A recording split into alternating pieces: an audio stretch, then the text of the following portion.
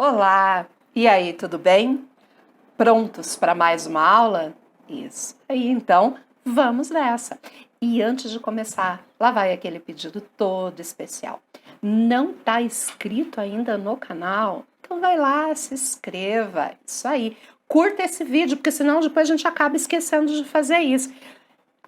Aperte o sininho, né, para receber as notificações, divulgue nas redes sociais. Posso contar com você? Posso? Então tá bom, beleza. Vamos começar? Muito bem. Hoje nós vamos falar de um cara muito importante para o modernismo de primeira fase, que é Manuel Bandeira, tá? Um ícone do modernismo de primeira fase. Eis aqui a foto do grande Manuel Bandeira. Olha aqui para Eliana. Deixa eu perguntar uma coisa para vocês. Vocês conseguem imaginar o que é ter uma vida marcada pela ideia da morte, cercado pela certeza de uma morte próxima? Já imaginaram como isso deve ser difícil? E foi exatamente isso que aconteceu com Manuel Bandeira. Quando ele estava com 18 anos, ele descobriu que ele tinha tuberculose. E tuberculose, na época, não tinha cura, era quase que uma sentença de morte. E ele passou a vida inteira lutando contra a doença, lutando contra a morte. Ele nasceu no Recife, depois ele foi viver no Rio de Janeiro, ou seja, duas cidades praianas, né? Mas o Manuel Bandeira, ele não conseguia ir tomar um banho de mar, porque podia pegar uma gripe e ter uma complicação pulmonar. Lá na terra dele era muito comum aquelas brincadeiras de subir em pau de sebo, mas ele não podia participar, graças às dificuldades respiratórias que ele sempre tinha. Manuel Bandeira participou da Inconfidência, não sei falar Inconfidência Mineira, participou da Semana de Arte Moderna, mas participou indiretamente. Sabe por quê? Porque ele estava internado, com dispneia, com dificuldade respiratória. Como ele mesmo disse num dos seus versos, uma vida inteira que podia ter sido e que não foi. Manuel Bandeira morreu aos 82 anos. Não casou, não teve filhos, teve uma vida, como eu falei, de privações, de medo. E isso é óbvio que não ia passar sem ser projetado dentro da sua produção artística, dentro da sua produção literária. E vamos conhecer um pouquinho da vida e nas sequências características da obra dele? Manuel Carneiro de Souza Bandeira Filho nasceu no Recife, como eu disse há pouco, a 19 de abril de 1886. Estudou no Rio de Janeiro, transferindo-se depois para São Paulo, onde iniciou o curso de engenharia, que não concluiu. Contraindo tuberculose, que na época era doença fatal, foi tratar-se na Suíça em 1912, o que põe em contato com vários escritores franceses pós-simbolista. Em apenas 4 anos, estão entendendo isso, gente? Em apenas 4 anos, de 1916 a 1920, Manuel Bandeira assistiu à morte da sua mãe, da sua irmã, do seu pai. E ao mesmo tempo ele vivia, né, cotidianamente em luta contra a sua própria morte, em busca do prolongamento da sua vida. Viveu solitariamente, apesar dos amigos e das reuniões da Academia Brasileira de Letras, para a qual foi eleito em 1940. Morreu, como eu também falei para vocês, aos 82 anos, no dia 13 de outubro de 1968. Tranquilinho? Vamos lá então. Como era a obra de Manuel Bandeira? Iniciou seus versos traduzindo ascendências parnasianas e simbolistas, tão em moda na época. Então, quando ele começou a escrever, ele ainda estava fazendo versos dentro das características parnasianas, simbolistas, apesar de que no livro que ele tem essa marca parnasiana e simbolista, a gente já percebe algo novo nele. A gente já percebe um pezinho, uma iniciativa, um desenvolver de características típicas do modernismo de primeira fase. É o poeta da ternura humilde, do cotidiano, então ele retrata muito o dia a dia, das coisas comuns e corriqueiras e do amor à vida. A infância, tudo que marcou, são motivos de constante versos, lógico. A infância dele foi a melhor época da sua vida. É quando ainda não tinha sido descoberta a tuberculose. Então nós vamos ter versos de cunho saudosista, em que ele fala da infância, que ele cita pessoas que realmente fizeram parte da sua vida. Então a gente tem muitos dados autobiográficos na sua produção. As ruas, as cidades por onde andou e viveu, seus dias são evocados, todos esses dias vividos, em rimas de rara beleza. Muito bem. Sua obra revela um apego à vida e seus prazeres. O viver agora, né? Já a ideia do carpe diem. O amor é visto como um prazer espiritual e ao mesmo tempo carnal. Seu tom, inconfundível, intimista e social. Então eu vou perceber o Manuel Bandeira intimista, lógico, né? Reflexivo, melancólico, triste, é o registro da sua doença, dos dados autobiográficos, mas eu também tenho um Bandeira que faz uma denúncia dos problemas sociais, visando uma transformação. Sabe aquela literatura engajada, de comprometimento? Ele também desenvolveu. Erudito e popular. Eu tenho sonetos, eu tenho textos muito bem compostos, com rimas, e tenho um estilo bem popular, registrando inclusive a fala coloquial, a fala do dia a dia, a fala simples do povo, bem ao gosto modernista. Leve e trágico, este é Bandeira. A partir do Ritmo Dissoluto, de 1924, o livro publicado em 1924, ele começa a ingressar na estética modernista. Apesar de já ter antes algumas características modernistas, agora ele abraça o modernismo. Parte para uma libertação formal muito grande. Torna-se efetivamente modernista a partir de Libertinagem, que data de 1930. É marcante a renovação da linguagem existente nesse livro. Explora o tom coloquial, isso eu já marquei com vocês, e bastante popular. Faz poemas de notícia de jornais e frases de todo dia. Traduz assim as dores do mundo. Não com as costumeiras poesias, mas com humor, que se aproxima do trágico, principalmente quando fala de si e de sua doença. Então nós vamos ter poemas de Manuel Bandeira, que ele está tratando da sua doença e da tuberculose, e ele é irônico, ele trata a coisa de uma forma jocosa, com humor, isso é uma marca dele também. Ele era chamado de São João Batista do modernismo. Quem deu essa alcunha a Manuel Bandeira foi Mário de Andrade. Vamos fazer a associação, tentar entender? São João Batista, na Bíblia, é o primo de Jesus, né? É aquele que veio antes, pregando as boas novas, antecipando, falando do Salvador que viria, dizendo que ele não era digno nem de atar as suas sandálias. Pois é, um homem simples, que vivia ali comendo mel, na beira, fazendo os batismos. Este é Manuel Bandeira. Ele veio antes, ele inovou, ele trouxe características que depois eclodiram, que depois surgiram dentro do modernismo. E aí o Mário carinhosamente o chamou de São João Batista do modernismo. Como também nós podemos chamá-lo de o rei do verso livre. O que é o verso livre? São versos que têm tamanhos diferentes. Então vocês vão observar na produção artística dele versos compridos, grandes, ao lado de versos bem pequenininhos na mesma poesia. Conhecendo obra por obra? Cinza das Horas, 1917. O livro apresenta poemas escritos segundo ainda a moda parnasiana e simbolista. Lembra que eu falei para vocês?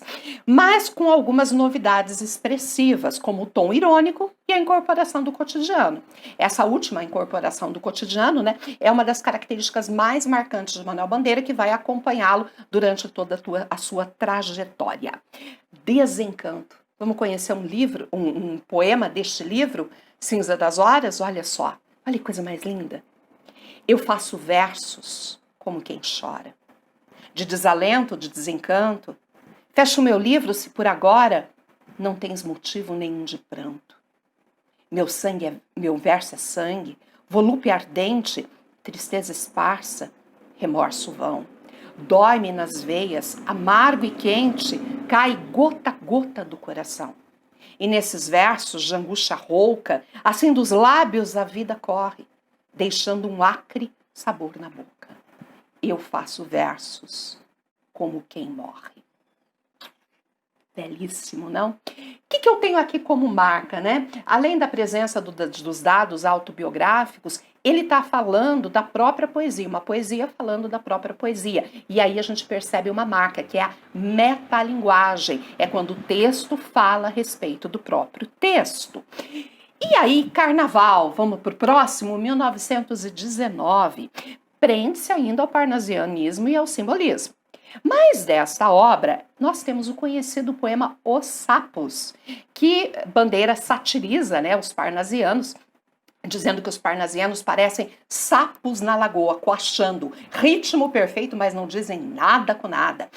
Os Sapos foi declamado por Ronald de Carvalho na escadaria do Teatro Municipal durante a Semana de Arte Moderna. Quiseram matar Ronald de Carvalho, tiveram que cercar, porque o povo ficou muito indignado. Afinal de contas, quando já se viu criticar os parnasianos tão adorados e tão idolatrados pela burguesia da época.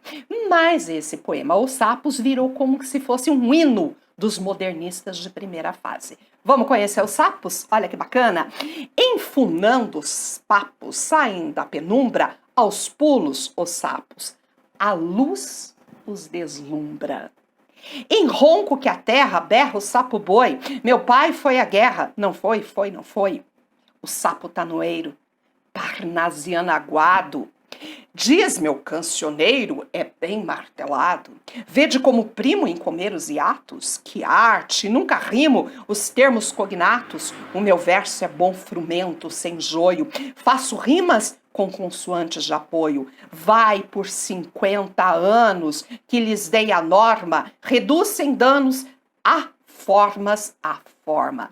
Ou seja, aquela preocupação parnasiana com a estética, ele está criticando tudo isso. Clame a saparia em críticas céticas, não há mais poesia, mas há artes poéticas. Urra o sapo boi, meu pai foi rei? Não foi, não foi, foi, não foi. Brada em um assomo, o sapo tanoeiro. A grande arte é como o lavor do joalheiro. Olha que legal a intertextualidade aqui com Olavo Bilac, quando ele cita, né, que o Olavo Bilac, num dos poemas dele, compara o trabalho do poeta ao de um ourives, que vai limando, e por fim ele coloca a rima como um rubi, a arte do joalheiro, então a crítica aqui. O bem de estatuário, tudo quanto é belo, tudo quanto é vário, quanto canta no martelo. Outros sapos pipas, um mal em si cabe, falam pelas tripas, sei, não sabe, sabe. Longe dessa gritar. Lá onde mais densa noite infinda, verte a sombra imensa, lá fugido ao mundo. Sem glória, sem fé, no peral profundo e solitário é que soluças tu, trazido de frio, sapo cururu da beira do rio. Sabe quem é esse sapo cururu que está lá sozinho, bem ao longe, sem glórias? São os modernistas, que estão vindo trazendo uma arte que não era aplaudida pela burguesia e pela elite do momento. Muito bom!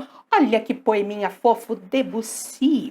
E aí a gente percebe a musicalidade, né, de Manuel Bandeira, além da presença do cotidiano, da aproximação da poesia com a prosa. Observem, depois que eu terminar de ler, é um poema, mas é como se eu tivesse uma historinha. Olha só. Para lá, para cá, para lá. Um novelozinho de linha, para cá, para lá, para cá, para lá. Oscila no ar pela mão de uma criança. Vem e vai, que delicadamente quase adormecer o balança. Psiu. Para cá, para lá, para cá e um novelozinho caiu, representando a criança que dormiu. O cotidiano, o dia a dia, sabe aquela coisa corriqueira? Isso vai para dentro da poesia, tá bem? Segue mais. Ritmo Dissoluto, 1924. É um livro de transição. A partir dessa obra, começa a ficar mais frequentes os traços que caracterizam sua obra. Que traços são esses? O cotidiano, que a gente já tinha visto lá no começo, a gente vai perceber, como eu disse, toda a obra dele, expresso numa linguagem muito simples, acessível, e o emprego do verso livre. Lembra o rei do verso livre? Pois é. Olha aqui o cotidiano. Olha aqui a musicalidade. Quer ver? Cai, cai, balão, lembrou? Na Rua do Sabão. O que custou arranjar aquele balãozinho de papel? Quem fez isso foi o filho da lavadeira, um que trabalha na composição do jornal e tosse muito. Comprou o papel de seda, cortou-o com amor, compôs os gomos oblongos, depois ajustou o morrão de pés ao bocal de arame, ei-lo agora que sobe, pequena coisa tocante na escuridão do céu. Levou tempo para criar fôlego, bambeava, tremia todo e mudava de cor. A molecada da Rua do Sabão gritava com maldade, cai, cai, balão. Subitamente, porém, entesou, enfunou-se e arrancou das mãos que o tenteavam e foi subindo para longe. Então, o que eu tenho, o balãozinho escapou da mão que o segurava e foi indo embora, foi indo para longe. Gente, ó, isso daqui significa que ele continua no mesmo verso, ó, um verso bem grande ao lado de versos pequenos, rei do verso livre, né?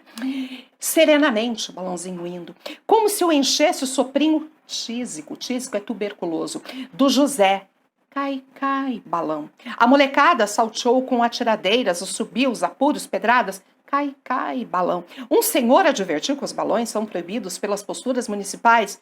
Ele foi subindo, muito serenamente, para muito longe. Não caiu na Rua do Sabão, caiu muito longe, caiu no mar, nas águas puras do mar alto. Tranquilo, olha que lindo, né? Muito bacana. Manuel Bandeira agora dentro de Libertinagem, 1930. Aqui marca-se a ruptura definitiva de Bandeira com a estética, né, parnasiana, e nesse livro encontra poemas emblemáticos como Poética, no qual fica evidente a busca da liberdade de expressão. Pneumotórax, que evidencia uma importante característica de Bandeira, que é a presença de dados autobiográficos. Vamos conhecer esse poema fantástico. Marca dele, pneumotórax. Observem que eu tenho versos, de novo, de tamanhos diferentes. Eu tenho a presença de dados autobiográficos aqui. Eu tenho a aproximação da poesia com a prosa. Gente, ó, até diálogos eu tenho dentro do meu poema. Vamos lá? Febre, hemoptise, dispneia e suores noturnos. A vida inteira, que podia ter sido e que não foi. Tosse, tosse, tosse. Mandou chamar o médico? Diga 33. 33, 33, 33. Respire. O senhor tem uma escavação no pulmão esquerdo e o pulmão direito infiltrado. Então, doutor, não é possível tentar o pneumotórax? Não. A única coisa a fazer é tocar um tango argentino. Lembra que eu comentei a ironia, a brincadeira com a própria morte, com a própria doença? É o que eu vejo aqui no nosso último verso. Outra curiosidade, outra marca incrível, tá vendo aqui? Para representar o momento da respiração, o suspense. Então ele inova esteticamente a forma de compor. Isso é lindo, isso é mágico. E Manuel Bandeira, sempre esse espírito inovador. Poética. E o que ele vai falar agora? Uma poesia que fala da poesia. Mas ele fala que ele tá cheio. Quer ver? Estou farto do lirismo comedido, da poesia comedida, do lirismo bem comportado, do lirismo funcionário público com livro de ponto, expediente, protocolo e manifestações de apreço, senhor diretor. Vocês estão vendo? Aqui eu teria que ter vírgulas e não tenho. É o futurismo, né? Ele quer aquela leitura acelerada, rápida. Nós temos que lembrar que os modernistas de primeira fase foram muito influenciados pelas vanguardas europeias. Estou farto do lirismo que para e vai averiguar no dicionário o cunho vernáculo de um vocábulo, o lirismo dos parnasianos. Abaixo os puristas, todas as palavras, sobretudo os barbarismos universais, todas as construções, sobretudo as sintaxes de exceção, todos os ritmos, sobretudo os inumeráveis. Estou farto do lirismo namorador, político, raquítico, sifilítico, de todo lirismo que capitula ou quer que seja fora de si mesmo. Do resto, não é lirismo. Será contabilidade, tabela de cosseno, secretário do amante exemplar com 100 modelos de carta e as diferentes maneiras de agradar as mulheres. Viram ali a ausência de vírgulas? Quero antes o lirismo dos loucos, O lirismo dos bêbados, o lirismo difícil e pungente dos bêbados, o lirismo dos clones de Shakespeare. Não quero mais saber do lirismo que não é libertação. E quem apregou esse lirismo de libertação? Os modernistas, é claro, com certeza. Ah, este poema! Como falar de Manuel Bandeira sem trabalhar com vou-me embora pra Passárgada, né? Passárgada, a terra sonhada, idealizada. Vou-me embora pra Passárgada, lá sou amigo do rei. Lá tem a mulher que eu quero, na cama que escolherei. Vou-me embora pra Passárgada. Vou-me embora pra Passárgada. Aqui eu não sou feliz. Lá a existência é uma aventura de tal modo inconsequente que Joana, a louca de Espanha, rainha e falsa demente, vem a ser contraparente da nora que nunca tive. E como farei ginástica, andarei de bicicleta, montarei em burro brabo, subirei no pau de sebo, tomarei banhos de mar. E quando estiver cansado, deito na beira do rio, mando chamar a mãe d'água para me contar as histórias que no tempo de eu menino, Rosa vinha me contar. Vou-me embora para Passárgada. Em Passárgada tem tudo, é outra civilização. Tem um processo seguro de impedir a concepção. Tem telefone automático, tem alcaloide à vontade, tem prostitutas bonitas para a gente namorar. E quando estiver mais triste de não ter jeito, quando de noite me der vontade de me matar, lá sou amigo do rei. Terei a mulher que eu quero, na cama que escolherei. Vou-me embora para Passárgada. Gente, fantástico, né? Bom, além da gente ver aqui a doença, a tristeza, a amargura, eu vou voltar um pouquinho, ó, aqui quando ele fala em telefones, né? Em alcaloides, toda a parte do futurismo. Para a gente, o coloquialismo, né? E além de versos irregulares, de versos de tamanhos diferentes. Quero falar de 2 livros para estar fechando aqui. Estrela da Manhã, que apresenta vários poemas que foram musicalizados. A gente já viu a musicalização em outros poemas dele, né? Mas aqui fica mais forte. Estrela da Manhã, 1936, e Estrela da Tarde, 1963, em que ele vai atestar o espírito inquieto e a modernidade de um poeta que acompanhou as renovações de seu tempo através de novas formas de expressão. Então ele sempre é naquele processo de inovar, de trazer novidades para a arte poética. Olha lá, que bacaninha! Trem de Ferro é o meu poema. Ouça enquanto eu o leio, dá a impressão de um barulho de trem, de uma locomotiva. E ao mesmo tempo é um processo futurista, né, do progresso e tal. Quer ver? Café com pão, café com pão, café com pão. Virgem Maria, que foi isso, maquinista? Agora sim, café com pão, agora sim voa a fumaça, corre, seca. Aí, seu foguista, bota fogo na fornalha, que eu preciso. Muita força, muita força, muita força. Oh. Foge bicho, foge povo, passa ponte, passa poste, passa pasto, passa boi, passa boiada, passa galho na engazeira, debruçada no riacho, que vontade de cantar. Oh.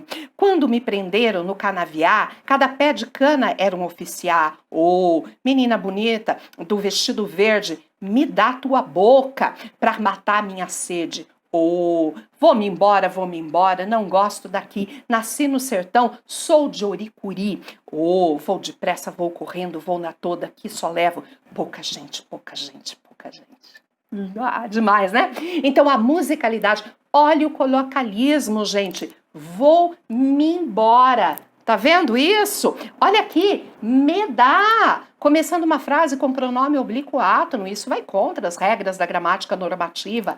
Canaviar, oficiar, ó, canaviar, oficiar. Então, o registro do coloquialismo, do jeito simples do povo falar. Mas Manuel Bandeira também fez denúncia social. Né?